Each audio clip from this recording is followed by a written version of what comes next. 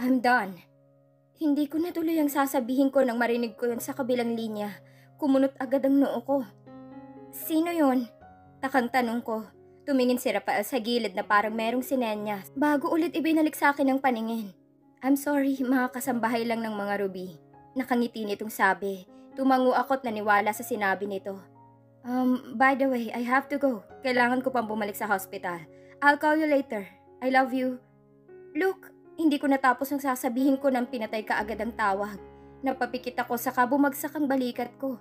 Natulala ako ng ilang sandali pagkatapos pinatay ni Rafael ang tawag. Pumikit ako ng mariin saka ako dahan-dahang tumayo upang tapusin ang pagluluto ko. Kumikirot ang puso ko. Wala namang bago. Gustong-gusto kong sabihin sa kanyang kalagayan ko. Pero laging may sabit. Laging may mangyayari. Gustong-gusto kong sabihin sa kanya na buntis ako. Baka sakaling uuwi yon at ako naman ang piliin niya. Pumikit ako ng mariin nang maramdaman ko ang physical na kirot sa puso ko. Tumulong isang butil kong luha pero kaagad ko itong pinunasan. Huminga ako ng malalim para pakalmahin ang sarili. Lagi na lang akong umiiyak. Natatakot akong baka nakakasama na sa anak ko. Nagsimula akong kumain pagkatapos kong nagluto. Nagluto lang ako ng gulay para sa healthy sa katawan ko. Tahimik akong kumain pero hindi ko maiwasang mangulila kay Rafael. Ano kayang ginagawa nun? Kumain na kaya yon? Nagpapahinga ba yon? Natutulog ba yon ng tamang oras? Ang dami kong tanong pero ni isa hindi masagot. Nakaka-overthink at nakaka-stress. Natatakot akong nakakasama sa anak ko. Kahit pilitin kong huwag isipin pero kusang pumapasok sa isip ko. Natapos ako ng kain nang hanggang ngayon si Rafael pa rin ang nasa isip. Bakit pa ganito? Ang hirap-hirap. Gusto ko siyang ipagdamot pero ayokong maging selfish. Kailangan din siya ni Ruby. At alam kong talo ako kasi kahit ano pigil ko kay Rafael, mas pipiliin pa rin nun si Ruby. Kasi pakiramdam niya marami siyang pagkukulang sa ex-girlfriend niya. Pero, bakit kailangan palagi akong mag-adjust? Bakit kailangan ako yung magbigay lang ng magbigay? Napapikit ako ng tumulo na namang muli ang luha ko. Physical na kumirot ang puso ko, ang sakit sa dibdib. Napahawak ako sa tiyan ko at tinigilan ko ang pag-iisip. Nakakasama yun sa bata. Hindi pwede akong ma-stress. Huminga ako ng malalim upang pakalmahin ang sarili ko. Nung lalabong paningin ko dahil sa nangingilid kong luha nang pumasok ako sa kwarto. Kaagad akong dumiretso sa banyo para makapag-half bath at para makapagpahinga.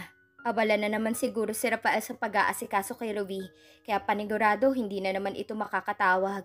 Dumiretso muna ako sa kama pagkatapos. Nilapag ko ang phone ko sa cabinet.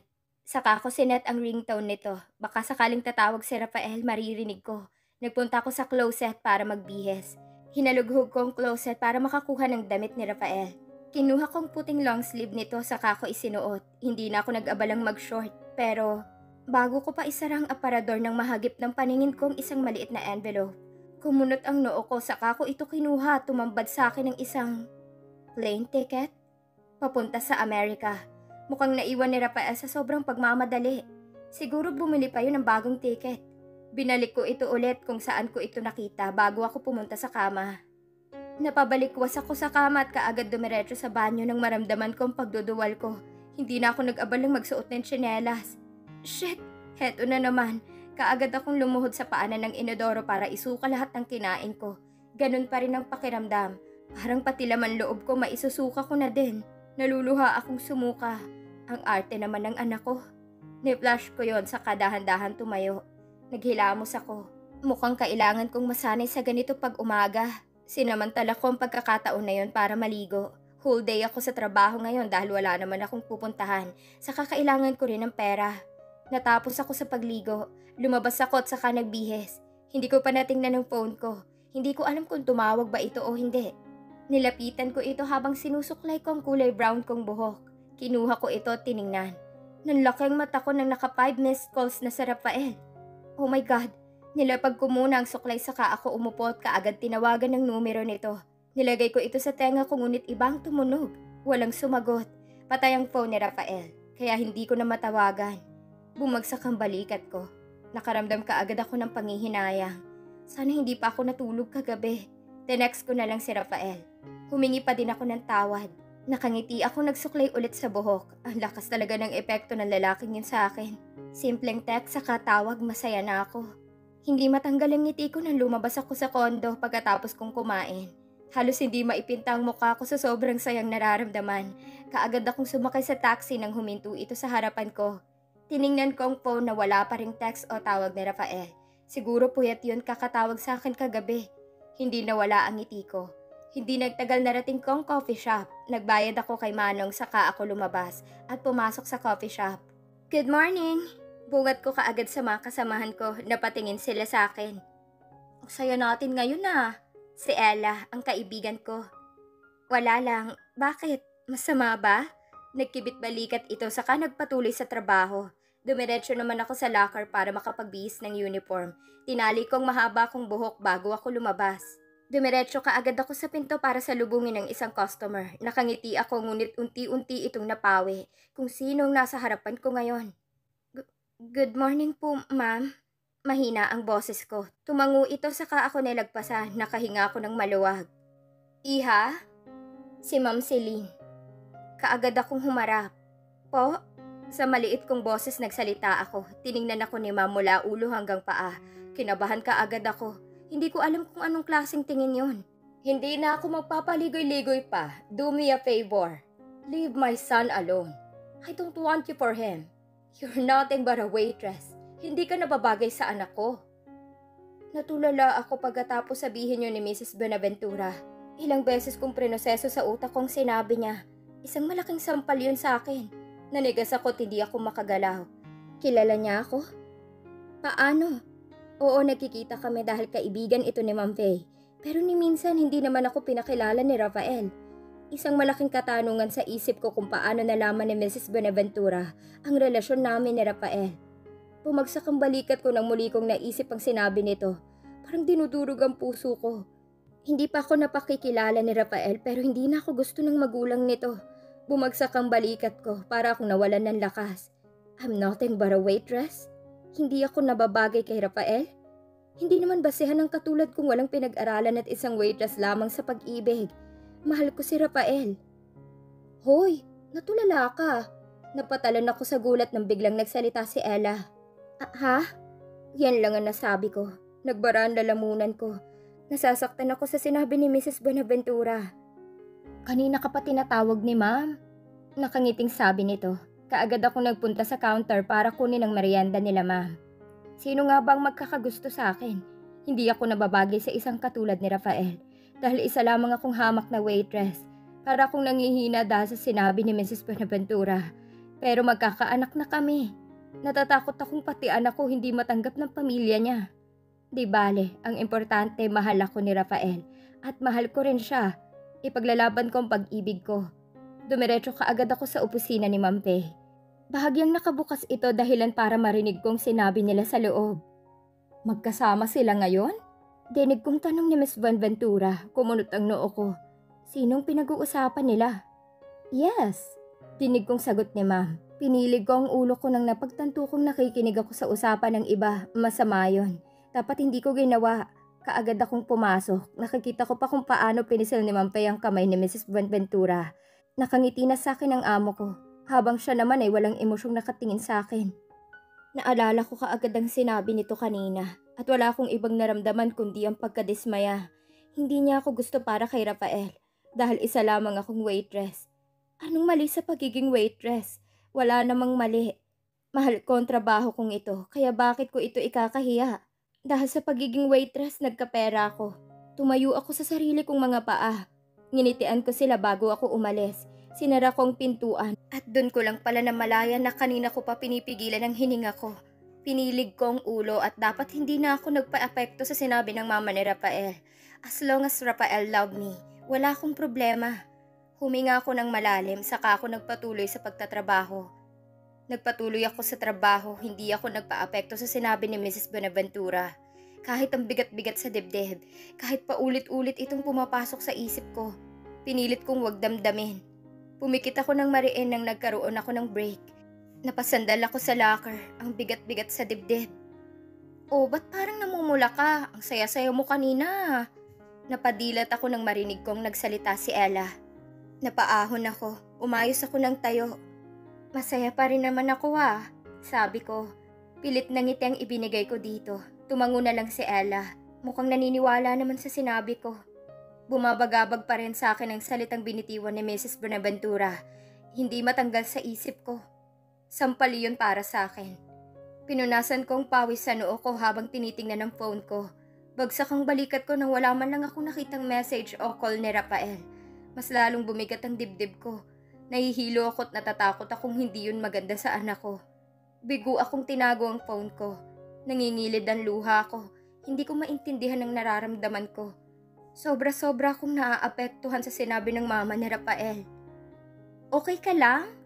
Sigaw yun ni Ella mula sa pinto. Medyo malayo ako sa kanya. Napatingin ako doon. Ha? Parang wala akong narinig. Nabibingi ako. Isang masamang balita ang gumimbal sa lahat, lalo na sa akin. Na-aksidente si Rafael. Sunod-sunod umagos ang luha ko. Pero meron din parte sa puso ko na manatili dito. Tutulungan ko si Rafael makaalala ng lahat. I will help him no matter what. Ipapaalala ko sa kanya kung sino ako sa buhay niya. I will help him. Di bali na akong masaktan. Habang nakikita ko siya araw-araw na hindi ako naaalala. Hindi ko na nakita si Rafael kahit sa dinner na. Naninikip ang dibdib ko pero wala akong nagawa. Nagising ako kinabukasan ng mugtong-mugtong mga mata ko. Panay nang iyak ko kagabi dahil hindi ko pa rin matanggap. Nasa kwarto ko ng mga kasambahay ngayon. Nag-offer pa si ma'am kagabi sa akin ng guest room pero nakakahiya na. Inayos ko ang itsura ko bago ako lumabas sa kwarto para tulungan ng kasambahay. Ginawa ko ang lahat. Wag lang akong ma-stress para sa anak ko. Ang dami-dami kong problema. Hindi ko alam kung paano sasabihin kay Rafael na buntis ako. Kayong hindi niya ako maalala. Natatakot akong hindi niya tatanggapin. Natatakot akong pagbintangan akong nagsisinungaling. Tinulungan ko ang mga kasambahay na ilagay ang mga pagkain sa dining area na may 6 seaters. Lumipad ang paningin ko sa hagdan nang narinig kong yapak at tumambad sa akin si ma'am, saka si sir. Nakangiti kaagad si ma'am sa akin. Nginitian ko din ito ng pilit. Nakapagdesisyon na akong tutulungan ko si Rafael makaalala. I will help him at sisiguraduhin kong maaalala niya ako. Umupo si ma'am saka si sir sa dining area. Sit down, Adriana. Samahan mo kaming kumain. Humiling ako pero pinilit ako ni ma'am. Umupo kaagad ako saka awkward na ngumiti sa mag-asawang amo ko. Lumipad ulit ang paningin ko sa hagdan at tumambad sa akin si Ruby at nakasunod si Rafael. Kumirot ulit ang puso ko. Yumuko ako para umiwas ng tingin. Pansamantala lang tong sakit, Adriana. Pag naalala ka na niya ulit, magiging masaya ka na ulit. Kaya ko to. Kayang-kaya. Binalik ko ang paningin kay Ruby na palapit na sa amin at kaagad kong nakita ang iritasyon nito sa mata pero agad din nitong napalitan ng ngiti nang bumaling ito sa kanyang ina at ama. Lumipad naman ang paningin ko kay Rafael na bagong gising na nahuli kong nakatingin sa akin pero kaagad itong umiwas at binalik kay Ruby ang paningin. Why are you here, Adriana? Biglang tanong ni Ruby dahilan para bumalik ang paningin ko dito.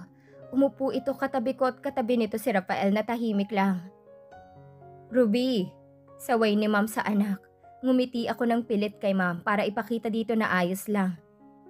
Hindi kami magkaibigan ni Ruby. Strangers lang pero mabait ito sa Pilipinas noong una itong pinakilala sa amin ni ma'am.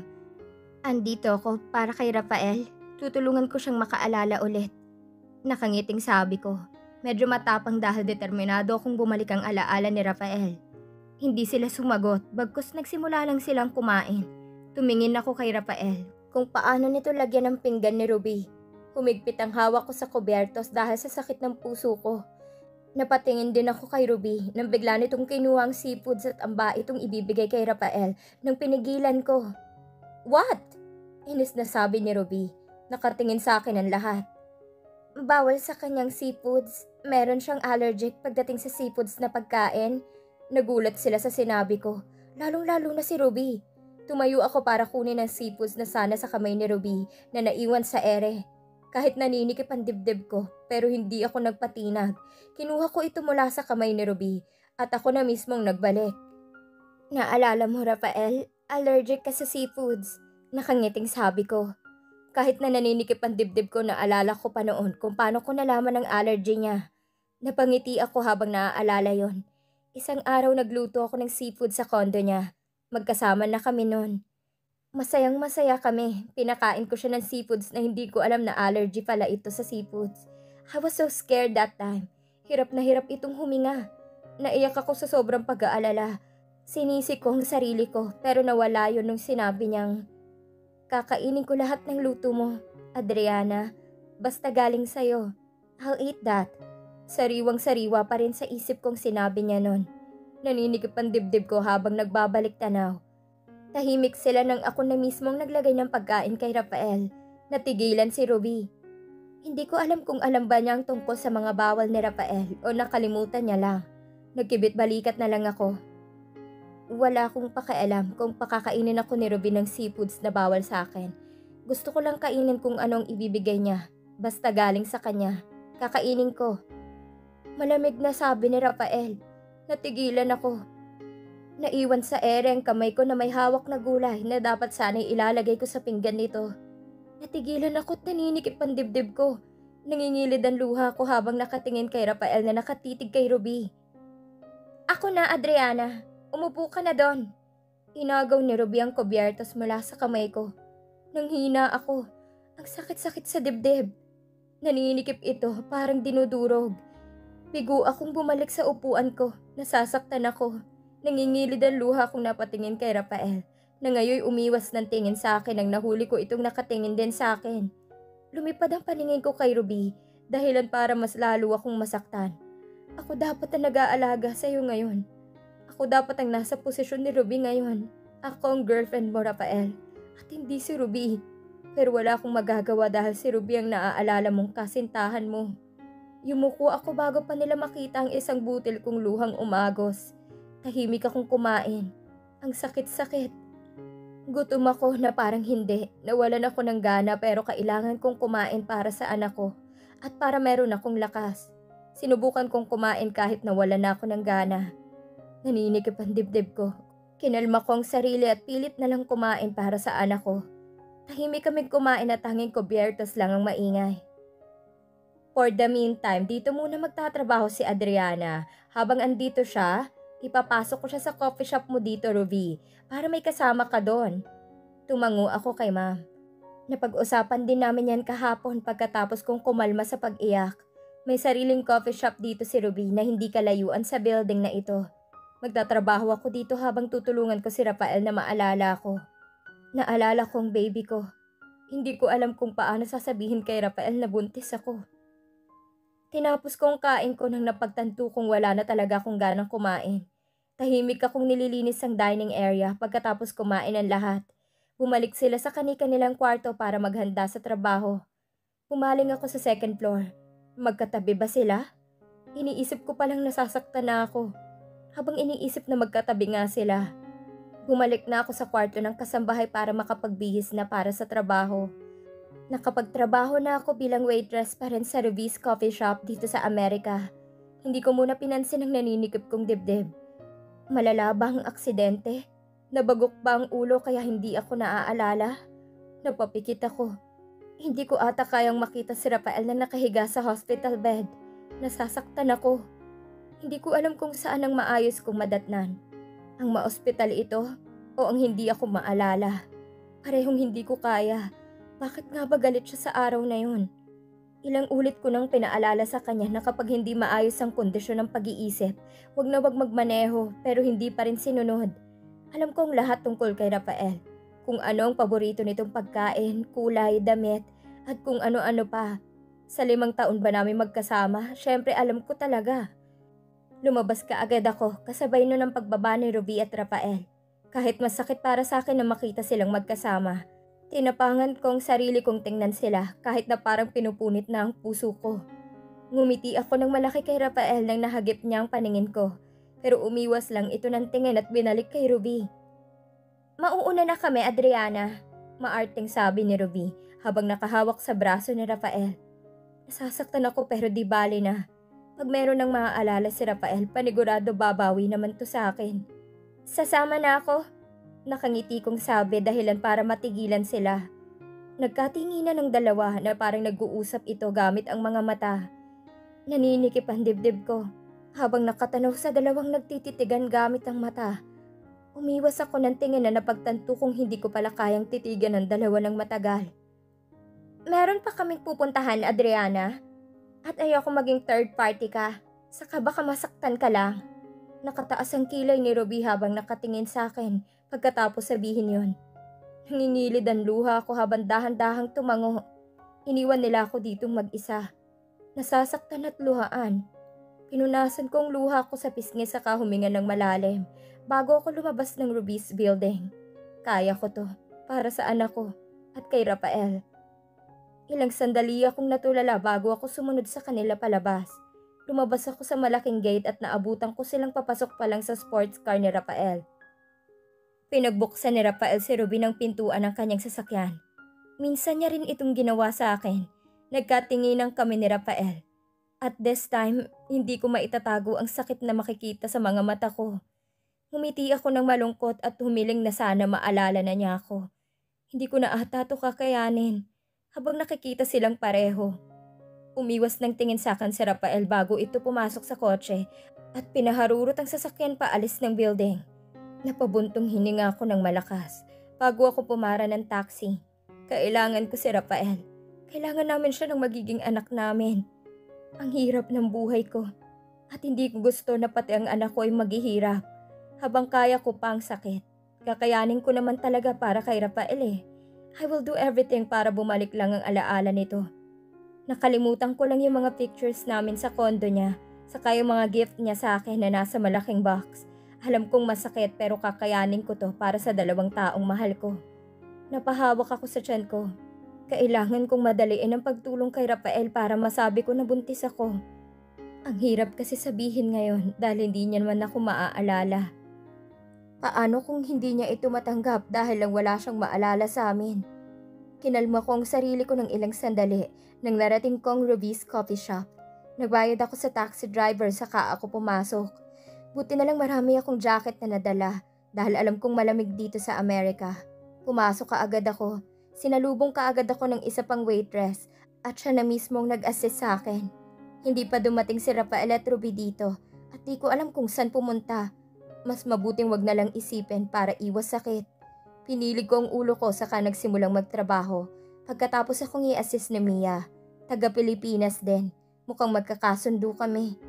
Sinubukan ko mag-isipin si Rafael. Focus muna ako sa trabaho. Kalahating oras hindi pa sila dumating.